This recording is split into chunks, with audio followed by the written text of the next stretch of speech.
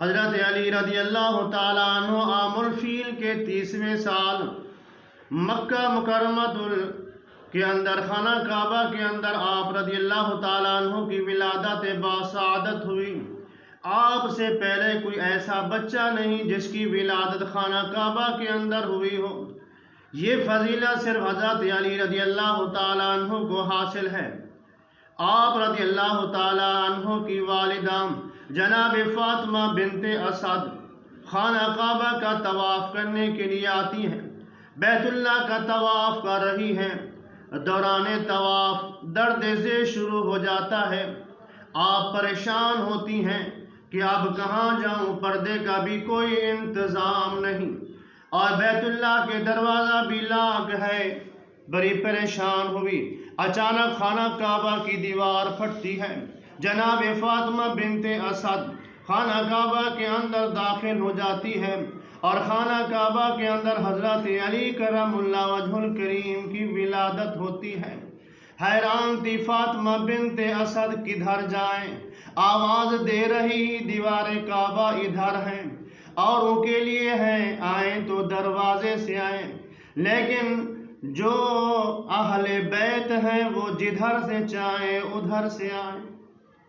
بزرگوں دوستو، حضرت علی کرم اللہ وجہ الکریم کی بڑی شان، بڑی عظمت ہے۔ اللہ کے پیارے حبیب صلی اللہ علیہ وسلم فرماتے ہیں النظر وجہۃ علی عبادت، حضرت علی کے چہرے کی زیارت کرنا عبادت ہے۔ ذکر علی عبادت، علی کا ذکر کرنا بھی عبادت ہے۔ کون علی؟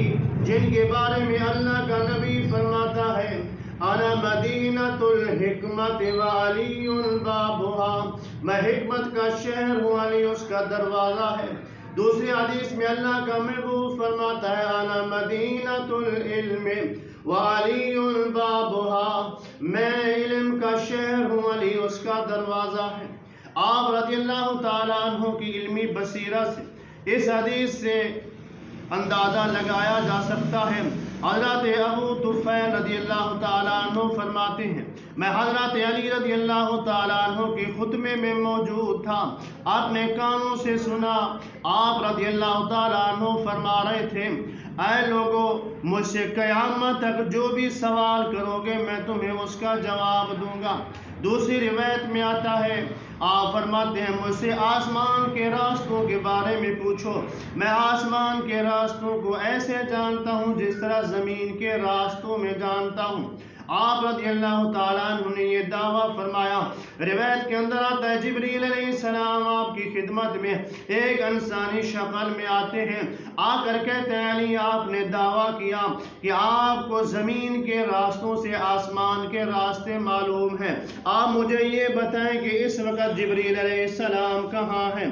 آپ رضی اللہ تعالیٰ عنہ نے آسمان کی طرف نگاہ اٹھائی، زمین کے کونے کونے کو دیکھا، جبریل علیہ السلام کہیں بھی آپ کو نظر نہیں آتے۔ آپ رضی اللہ تعالیٰ عنہ نے فرمایا میں نے آسمانوں پر بھی نظر گھمائی، زمین کے کونے کونے کو دیکھا، مجھے جبریل علیہ السلام کہیں نظر نہیں آئے، لیکن مجھے معلوم ہوتا ہے کہ جبرائیل آپ ہی ہیں۔ کہتے سبحان، جبرائیل آپ ہی ہیں۔ یہ تھا آپ رضی اللہ تعالیٰ عنہ کا علم۔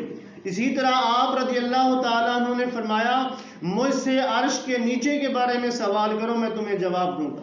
ایک یمنی شخص آپ کی خدمت میں موجود تھا، کہنے لگا اے علی آپ اتنا بڑا دعویٰ کر رہے ہو، مجھے یہ تو بتاؤ حال رأیت ربک یا علی، اے علی کیا آپ نے اپنے رب کو دیکھا ہے؟ حضرت علی فرماتا یہ کیسے ممکن ہو سکتا ہے، میں رب کی عبادت کروں اور اس رب کو نہ دیکھوں؟ فرماتے ہیں کہ میں سجدے میں بعد میں جاتا ہوں، پہلے اپنے رب کا دیدار کرتا ہوں۔ اسی لیے میرے آقا علیہ الصلوۃ والسلام فرماتے ہیں نماز اس طرح پڑھو گویا کہ تم اللہ عز و جل کو دیکھ رہے ہو، اگر ایسا نہ ہو تو یہ یقین جانیے کہ اللہ کی ذات تمہیں دیکھ رہی ہے۔ بزرگوں دوستو، اسی طرح ایک یہودی عالم جو بہت بڑا عالم تھا، حضرت علی رضی اللہ تعالیٰ عنہ کے پاس آیا، کہنے لگا اے علی آپ کی علمی شہرت بڑی سنی ہے، میں آپ سے 7 سوال کروں گا، اگر آپ جواب دیں گے تو آپ کو مان لوں گا۔ حضرت علی رضی اللہ تعالیٰ عنہ نے فرمایا کون سے سوال کرنے ہیں؟ کہنے لگا پہلا سوال یہ ہے وہ کون سا مرد ہے جس کا نہ باپ ہے نہ ماں؟ دوسرا سوال وہ کون سی عورت ہے جس کی ماں نہیں اور باپ نہیں؟ وہ کون سی عورت ہے، وہ کون سا مرد ہے جس کی ماں تو ہے باپ نہیں؟ وہ کون سی عورت ہے جس نے ایک دن میں 3 گھڑیوں کے اندر بیٹے کو پیدا کیا؟ اور فرمایا وہ کون سا پتھر ہے جس نے اونٹنی کو پیدا کیا؟ وہ کون سے 2 دشمن ہیں جو کبھی دوست نہیں ہو سکتے؟ اور وہ کون سے 2 دوست ہیں جو کبھی بھی دشمن نہیں ہو سکتے؟ حضرت علی نے فرمایا تیرے پہلے سوال کا جواب کہ وہ مرد جو باپ اور ماں کے بغیر پیدا ہوا وہ آدم علیہ السلام، جو عورت ماں اور باپ کے بغیر پیدا ہوئی وہ حضرت حوا علیہ السلام، وہ مرد جس کا باپ نہیں تھا ماں تھی وہ حضرت عیسیٰ علیہ السلام، وہ عورت جس نے ایک دن میں 3 گھڑیوں میں بچے کو جنم دیا وہ حضرت مریم علیہ السلام ہے کہ ایک گھڑی میں حمل ٹھہرا، دوسری گھڑی میں درد سے ہوا اور تیسری گھڑی میں حضرت عیسیٰ علیہ السلام پیدا ہوئے۔ وہ پتھر جس نے اونٹنی کو جنم دیا وہ حضرت صالح علیہ السلام کی اونٹنی تھی جو پہاڑ سے پیدا ہوئی۔ فرمایا وہ 2 دوست جو کبھی دشمن نہیں بنے گے، ایک روح اور دوسرا جسم، اور وہ 2 دشمن جو کبھی دوست نہیں بنے گے، ایک موت ہے اور ایک زندگی ہے۔ جب اس یہودی نے حضرت علی رضی اللہ تعالیٰ عنہ کے جواب سنے تو کہنے لگا اے علی واقعی اللہ تعالیٰ نے آپ کو بہت بڑے علم سے نوازا ہے۔ بزرگوں دوستو اسی طرح حضرت عمر رضی اللہ تعالیٰ عنہ کے دور خلافت میں ایک شخص نے اپنی بیوی پر دعویٰ دائر کیا کہ میری بیوی نے 6 مہینے کے اندر بچے کو جنم دیا، لہذا یہ بچہ میرا نہیں ہے کیونکہ کسی عورت نے آج تک 6 مہینے کے اندر بچہ پیدا نہیں کیا۔ بزرگوں دوستو حضرت عمر رضی اللہ تعالیٰ عنہ نے سنگسار کا حکم دے دیا۔ اتنے میں حضرت علی رضی اللہ تعالیٰ عنہ تشریف لائے اور کہنے لگے اے عمر یہ بچہ اسی کا ہے۔ حضرت عمر رضی اللہ تعالیٰ عنہ نے فرمایا اے علی کیسے ہو سکتا ہے؟ عرف عام میں کوئی بچہ 7 مہینے کا، 8 مہینے کا، 9 یا 10 مہینے میں پیدا ہوتا ہے، 6 مہینے میں کوئی بچہ پیدا نہیں ہوتا۔ حضرت علی رضی اللہ تعالیٰ عنہ نے فرمایا بچہ 6 مہینے میں پیدا بھی ہوتا ہے اور یہ بچہ اسی کا ہے۔ حضرت عمر نے فرمایا وہ کیسے؟ آپ رضی اللہ تعالیٰ عنہ نے فرمایا میں اللہ کے قرآن سے دکھاتا ہوں۔ بزرگوں دوستو سورہ احقاف کی آیات کا ایک حصہ حضرت علی رضی اللہ تعالیٰ عنہ نے تلاوت کیا، فرمایا وَحَمْلُهُ وَفِصَالُهُ 30 شَهْرًا، اس کے بچے کے حمل کی مدت اور اس کے دودھ چرانے کی مدت 30 مہینے ہے۔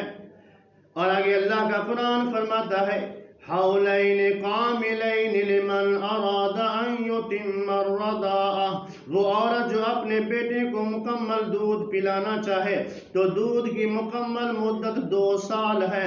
یعنی پہلی آیات میں قرآن نے حمل اور دودھ چرانے کی مدت کو اکٹھا بیان کیا 30 مہینے، اور دوسری آیات میں صرف دودھ پلانے کی مدت کو بیان کیا گیا جو 2 سال ہے۔ حضرت علی نے فرمایا دودھ چرانے کی مدت 2 سال جو 24 مہینے بنتی ہے، یہ 24 مہینے اس کے دودھ پلانے کے ہو گئے، اور 30 میں سے باقی جو 6 بچے وہ اس کے حمل کی مدت ہے، لہذا یہ بچہ 6 مہینے میں پیدا ہوا اور یہ بچہ اسی شخص کا ہے۔ جب حضرت عمر رضی اللہ تعالیٰ عنہ نے آپ کی علمی بصیرت کو دیکھا تو بول اٹھے اگر علی نہ ہوتا تو عمر ہلاک ہو جاتا۔